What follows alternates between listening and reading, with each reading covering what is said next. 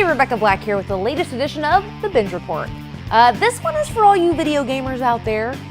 I'm gonna get real for a second. I am terrible at video games, like real bad. I can basically play Tetris and some old school Super Mario Brothers, but really that's about it. I actually don't understand how the new remote controls work now. My husband tried to teach me one time how to play Call of Duty, and let's just say it ended with screaming and ripping the controller right out of my hands.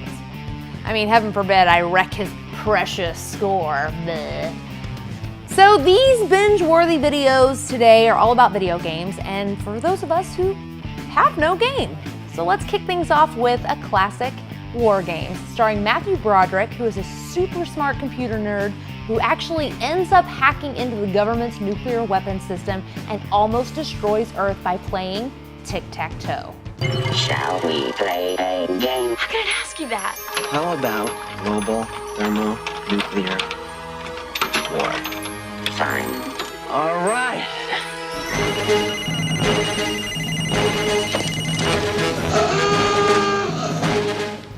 Man, how awesome are those computer graphics?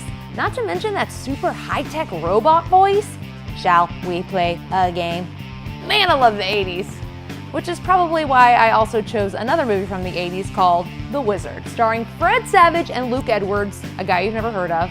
It's a story about the introverted little boy who also happens to be a video game genius. Look at him. He's a wizard. He's headed for the video championship. This guy? This flick follows 3 kids across the country who are desperate to get into a video game competition and win $50,000. Not sure if you noticed, but this whole movie is like an ad for Nintendo. It also could be considered probably the first in a long line of movies about actual video games. FYI, Hollywood is actually making a Tetris movie right now. I don't get it either. And then finally, we've got Scott Pilgrim vs. the World, which stars Michael Cera, who has to battle it out with his girlfriend's 7 evil exes. I'm Ramona's first evil ex-boyfriend. What? Wait, we're fighting over Ramona? Didn't you get my email explaining the situation? I skimmed it. The whole movie has this whole video game type feel. There's a lot of fighting. It's a lot of fun. And this is unlike any movie I've ever seen. Plus, you got Chris Evans, cameo. Yeah, baby, if only he'd take off his shirt. So that's it for today. See you next time on The Binge Report.